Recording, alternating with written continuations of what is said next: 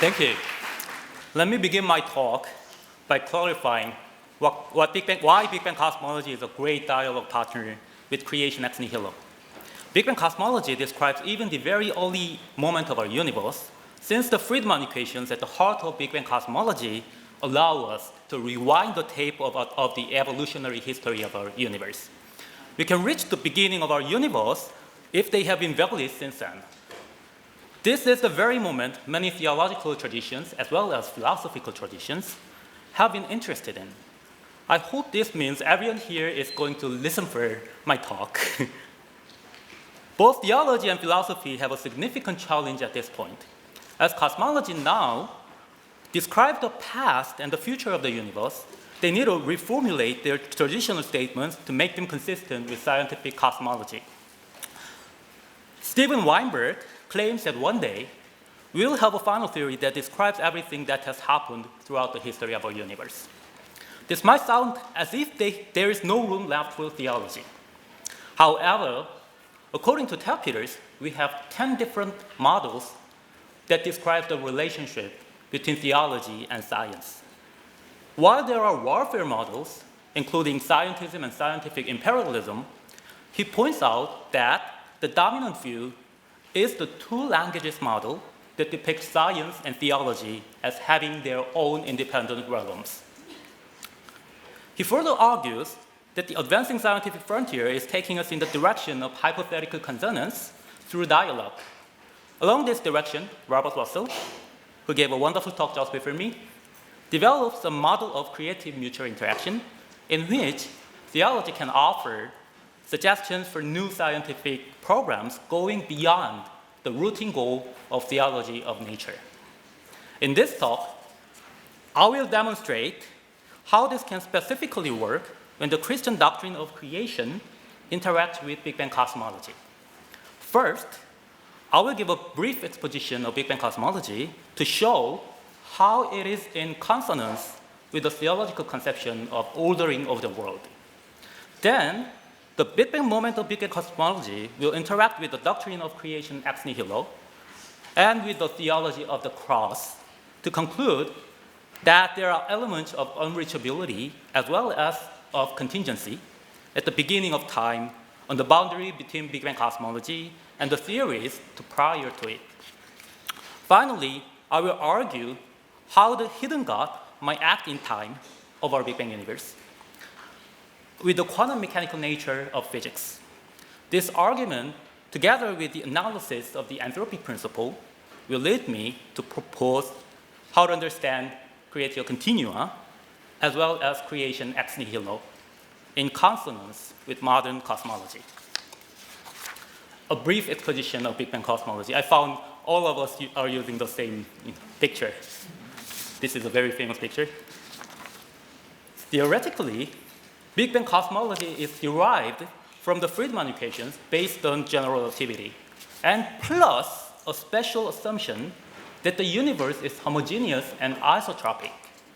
The solutions for the Friedman equations describe the expansion of our universe from the Big Bang moment 13.8 billion years ago. Experimentally, it is firmly grounded on observations. The first evidence came in 1929 through the astronomical observations by Edwin Hubble. However, it was the detection of the cosmic microwave background in 1965 that provided the validity of this theory from the very early moment of our universe by affirming the prediction of the theory that the entire universe should be filled with the homogeneous and isotropic radiation generated only 380,000 years after the Big Bang. Along with the confirmations of other predictions of the theory, Big Bang cosmology has been validated even back to the moment extremely close to the beginning of our universe. The success of Big Bang cosmology verified that the laws of nature have been valid and consistent since the very early time of the universe until now, which is a unique contribution of this theory. One of the most significant parallels between the natural sciences and theology is a fundamental conviction that the world is characterized by regularity and intelligibility. Therefore, What Big Bang cosmology revealed is in consonance with the doctrine of creation, particularly at this point. Creation ex nihilo at the beginning of time in Big Bang cosmology. Big Bang cosmology is consonant not only with the general notion of creation, but also with the specific Christian doctrine of creation ex nihilo, which refers to the view that the universe was created by a free act of God out of nothing. At first sight, Big Bang cosmology describing the history of the entire universe from the early moment might seem to oppose the insight by Thomas Aquinas that the beginning of the world is an object of faith rather than of demonstration or science. Contemporary Christian theologians who seriously take modern sciences into account, like including Arthur P. Cobb and Wolfgang Pannenberg, also agree that the essence of the doctrine lies at the contingency and dependence of all entities and events owing their own existence to the free activity of divine creation rather than to the necessity of the laws of physics. Recognizing the importance of contingency in creation ex nihilo, Russell points out that any scientific cosmology must include an element of contingency. Hence, I will argue that an element of contingency comes out from the boundary between Big Bang cosmology and the theories prior to it, particularly discussing Russell's claims. And at the end of my talk, I will argue for another contingency. Okay, the motivation for my argument comes from the insight in Luther's theology of the cross, with an argument that the cross conceals God and marks the end of all speculations about God on the part of self-confident reason. I propose that the theology of the cross, extended from its roots in redemption theology and now into creation theology, leads us to predict that there should be something in the laws of physics that conceals the specific mechanism of divine creation. Although the theology of the cross, as a theology of redemption, is usually contrasted with the theology of creation, I claim that this argument can be extended from redemption to creation in resonance with creation ex nihilo when it is applied to Big Bang cosmology. Hawking, in his book, The Grand Design, points out that we cannot carry the Big Bang picture all the way back to the beginning of the universe, due to the infinite energy density, temperature, and the curvature of the universe at the Big Bang moment, which cannot be described by Einstein's general relativity. This is called singularity problem. It seems to me that the scientific theory in which the laws of physics confront a fundamental barrier at the beginning of time is in consonance with Luther's argument about the hidden God and the theology of the cross. Since Einstein's space-time does not exist before the singularity, it might be interpreted as that time begins at the Big Bang point with singularity. When this statement is combined with the Aquinas notion of time, that the world was created with time, this singularity might be theologically interpreted as a point when God created the world with time. Theologians often consider this as supporting creation ex nihilo. However, what Hawking proposed already in 1983, when I was born, is that time itself might come out from a space-like universe without time and without a boundary at t equal to 0. In his no-boundary proposal, even the dimension that plays a role of time in Big Bang cosmology behaves like space, not like time, before it is connected to the beginning of time of Big Bang cosmology. From this, he claims that even the origin of our universe can be explained simply by the laws of physics, not needing to be set in motion by any God. It might sound contradictory to creation ex nihilo, which seems to suggest that the universe was created from nothing at some past moment. This is in sharp contrast to Russell's claim that creation ex nihilo remains valid in any scientific cosmology. Russell argues already in his 1989 article, if my memory is correct, on the generalization of the Anthropic Principle, that the design argument does not stand in opposition to multiverse, but elements of both are present in a series of interlocking matter levels. His first level represents the standard form of the Anthropic Principle with the parameter space of all possible universes with the same laws, but with different physical constants, among which our universe is represented by a particular point in a tiny area consistent with life. Based on level 1 and moving upward from it, there are two matter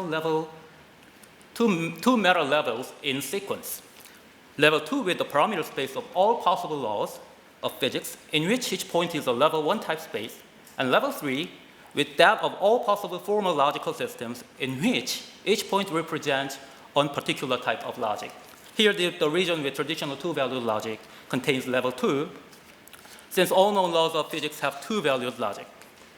Okay, his claim is that each level involves an element of contingency, leading to design as well as an element of necessity, suggesting random many worlds. From this, he concludes that any scientific cosmology should have an element of the unexplained and contingent, and that even the element of necessity turns out to be an element of contingency found in its meta level. Since scientific methodology is based on the contingency of the world, any scientific cosmology should be compatible with Creation Ex Nihilo at some level.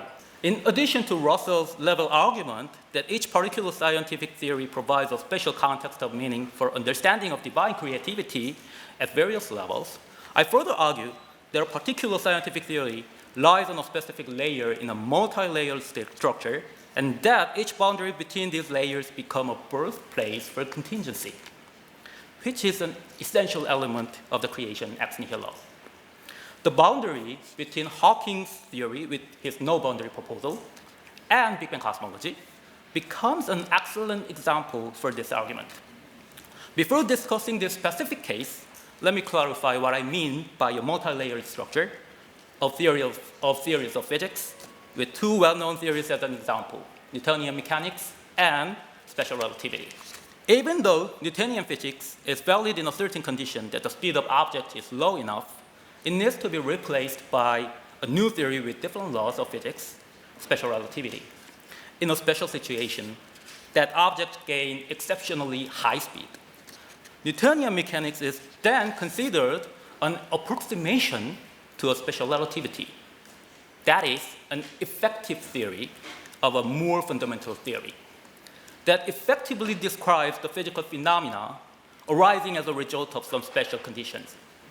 I interpret this as the low speed in our everyday life by contingency created the world described by an effective theory rather than by a more fundamental theory. Special relativity itself does not prefer at all low speed.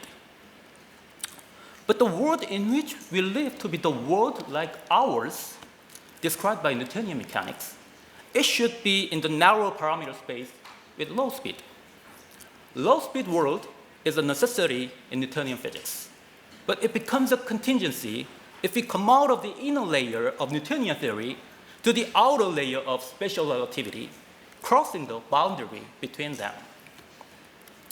Okay, let's go back to cosmology. This is true of the boundaries between the theories for cosmology. Big Bang cosmology is obtained from Einstein's general relativity under the assumption of homogeneity and isotropy, as I explained at the outset.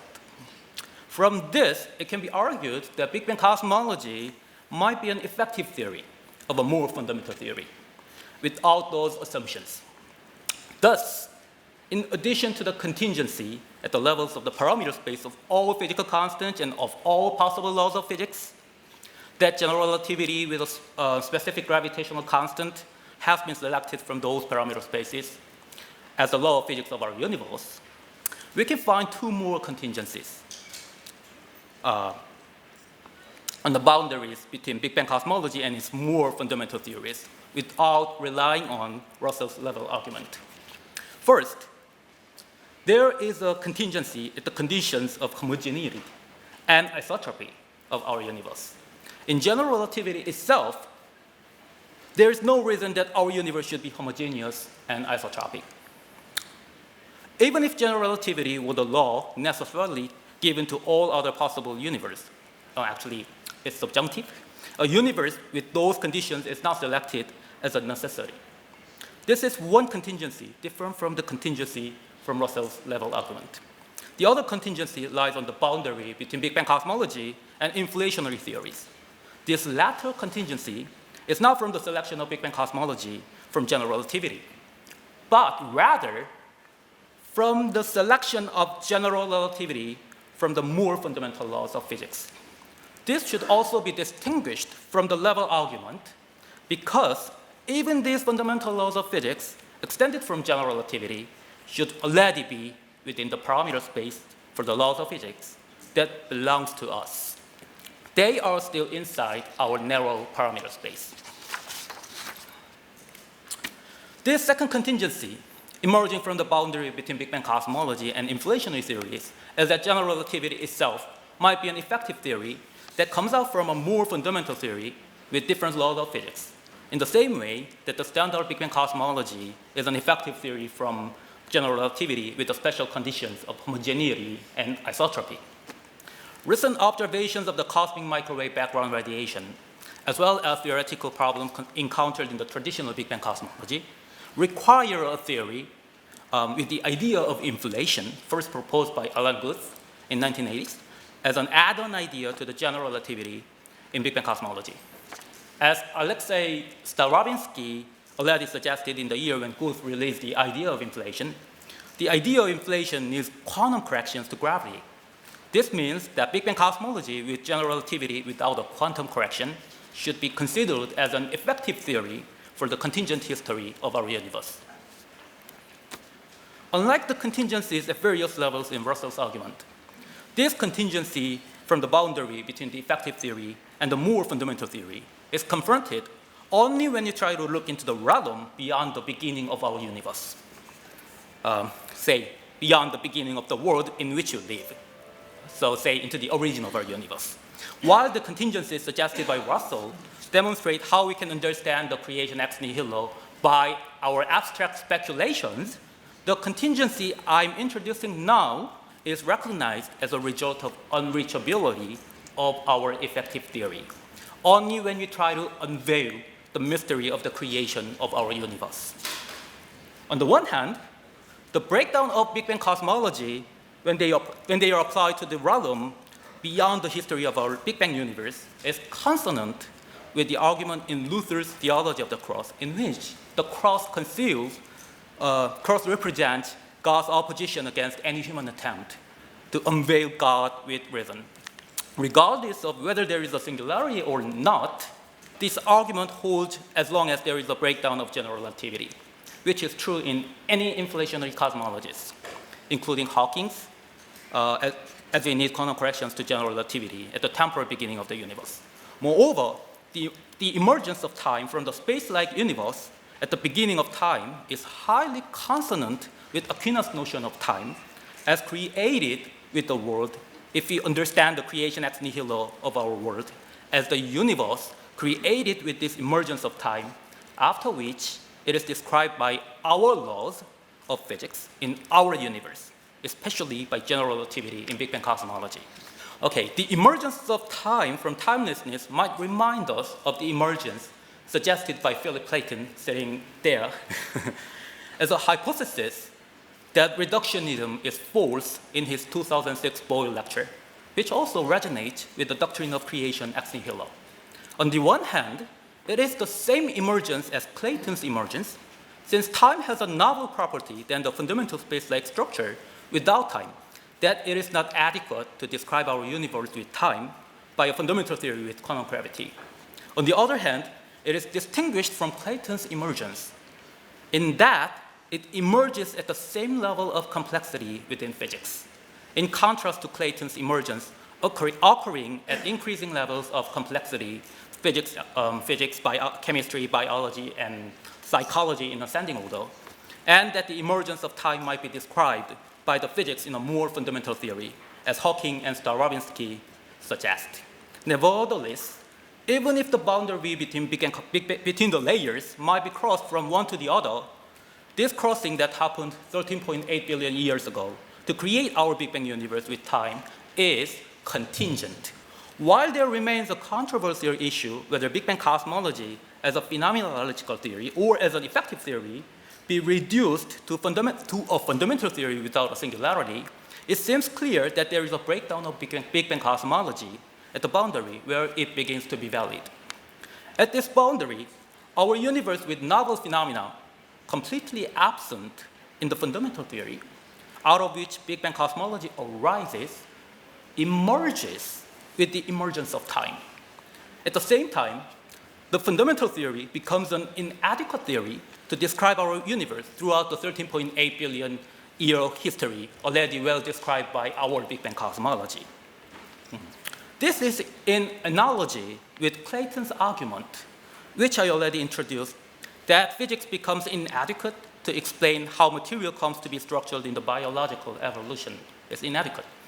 And it should be emphasized that we find rather a new order in our Big Bang universe than a chaos, as in the quantum universe, in the more fundamental theory, which is similar to that we see a new order in biology instead of a chaos as a result of apparently random evolution operating with rapidly and chaotically interacting particles at the level of physics.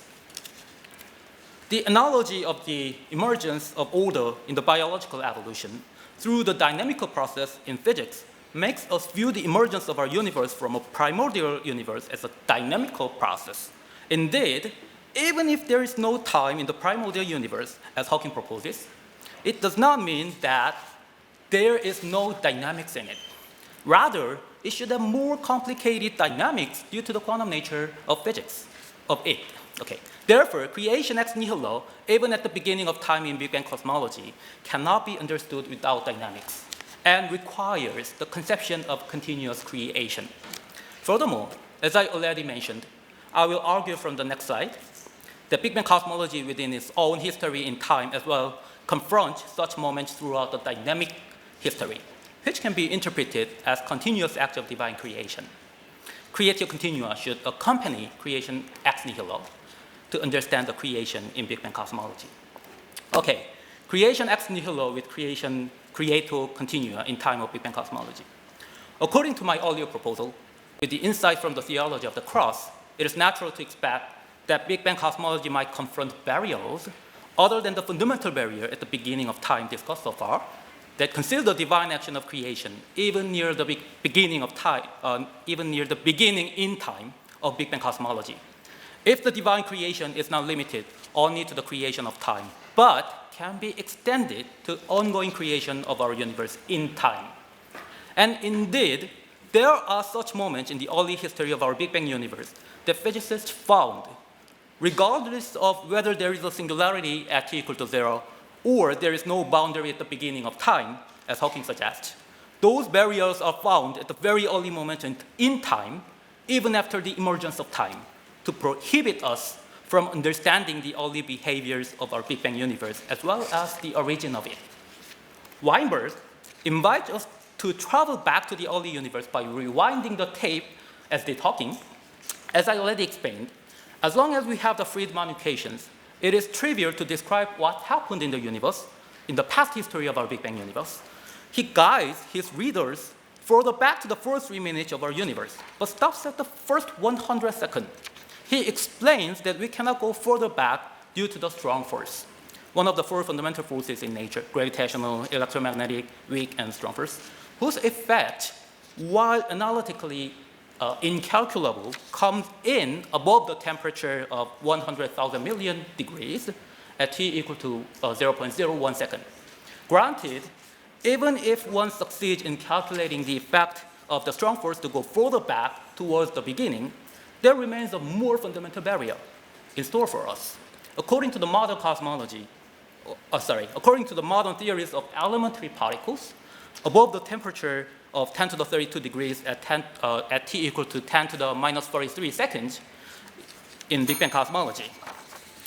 Okay, the gravitational force, once negligible, becomes as strong as the other forces, including the strong force. All the forces in nature are unified together at this moment, which is called the Planck time. Simultaneously, our observable universe shrinks to the subatomic scale so that the gravitation, not negligible anymore, needs to be quantum mechanically treated to describe the history of our universe before the Planck time. However, gravity cannot be treated with quantum mechanics, not because we don't understand gravity, not because we don't understand general relativity, but because general relativity says that gravitation is not in harmony with quantum mechanics. In short, the laws of physics themselves begin to veil the mystery of the early universe as we try to look into it. I interpret this scientific fact theologically that God intends this as a way of rejecting our self-confidence in human reason, as I claim through the lens of Luther's theology. Furthermore, even if we somehow find a way to reach the Planck time, either with the aid of no boundary proposal or of other proposals, the entire observable universe near the Planck time, contracted almost to the size of subatomic particles, needs to be described by quantum mechanics, because quantum mechanics is necessary to describe matter at small scales. The Copenhagen interpretation of quantum mechanics, one of the most common interpretations for quantum mechanics, reflects the nature of small-scale physics as containing the indeterminacy of observables before they are measured.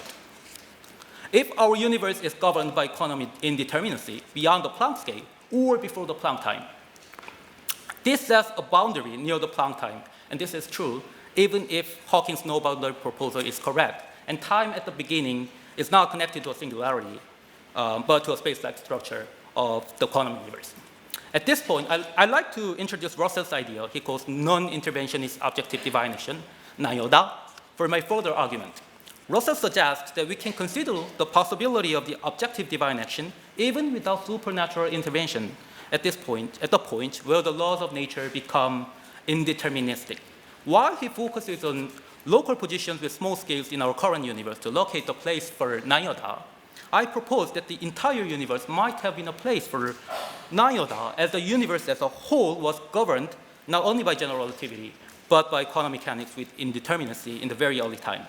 Near at the Planck time, when the gravitational effect becomes both dominant and quantum mechanical throughout the entire universe, the effective theory with simplicity and order should break down to an unknown fundamental theory with a probabilistic nature far from the simple order in its effective theory. This situation makes Russell's idea of NIODA applicable on our universe as a whole in the very early history of it, which in turn makes it plausible to understand the novel properties with the theological concept of divine action of creation. Okay, it should be emphasized that this quantum effect comes in after the singularity or after the emergence of time from the space-like universe. I interpret this theologically as implying that Creatio continua should accompany Creation Ex Nihilo. I already argued that the essence of Creation Ex Nihilo lies in the contingent existence of our universe. If our universe has been contingently created all at once before the existence of time, the doctrine of Creation Ex Nihilo would have not needed the conception of continuous creation. However, as there is a breakdown of theory, not only at the beginning of time, at the singularity, but also at the Planck time, which is far after the beginning of time, my above argument for the creation ex nihilo should be applied to the creation in time. Even with Hawking's no-boundary proposal, it's obvious that quantum mechanical effects come into play at the early moments in time. Indeterminacy of our entire universe itself at the early moment in time allows us to imagine Luther's notion of the hidden God as well as the possibility of God's freedom in creative action in time. In this sense, the Copenhagen interpretation can be thought to be preferred to the other interpretation, not only by physicists, but also by theologians. Here at this point, it should be noted that both contingency and unreachability found within Big Bang cosmology, as well as on the boundary between Big Bang cosmology and the theories prior to it, are not from a lack of scientific knowledge. The probabilistic nature of quantum mechanics is not from an arbitrary choice by physicists, but from the laws of physics themselves. And only with this very nature could our world be interpreted as having indeterminacy and leading to contingency. Similarly, that the strong force becomes analytically incalculable at early times, and that gravity is not quantized, both of which result in unreachability, are from the laws of physics contingently selected in the higher level parameter space in Russell's level argument. Therefore, my argument here is not a concept of God of gaps. It comes from the knowledge of physics, not from the lack of it. While it has long been considered by many theologians that the singularity at t equal to 0 plays an important role in confirming the validity of creation ex nihilo, I argued that the possible existence of a fundamental theory prior to Big Bang cosmology even if it might remove such singularity, strengthens the doctrine of creation ex nihilo, rather than weakens it. At the same time, I also argued that Big Bang cosmology has further theological implication in relation to the theological concept of creation, continuous creation, as well as with creation ex nihilo. Okay. My argument of divine creation through the quantum indeterminacy, probably I'll skip this part. And the last part is, will be this one. Yes. Okay. I also argue that the Anthropic Principle combined with Big Bang cosmology sheds new light on the theological conception of Creatio continua. Theologians, adding the Anthropic argument to their interpretation of Big Bang cosmology, might find a new way to interpret Creatio continua, similar to the way as the addition of the idea of unreachability into the nature of Big Bang cosmology provided a new interpretation of creation ex nihilo, as I already suggested. The Anthropic Principle refers to the remarkable degree of fine-tuning observed in the natural order to allow life forms. It points out how the possibility of life evolving in the universe sensitively depends on the values of a few physical constants, indicating fine-tuning of a fundamental cosmological constant for intelligent life such as us to exist.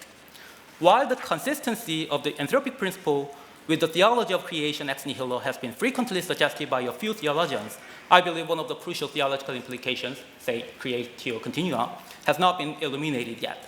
It should be noted that the moment when these fine-tuning effects came into play was not at the beginning of our Big Bang universe, but more than almost 10 billion years later after the Big Bang. At earlier times, there were no life planets and even stars as we travel back to the early history of the universe. If the essence of creation ex nihilo lies on the contingent generation of novelty, as I argued, the anthrophilic condition generated throughout the long history of our Big Bang universe indicates that the creation ex nihilo should be understood not as a one-time event at the beginning of time, but as being accompanied by continual process in time that gradually generate contingent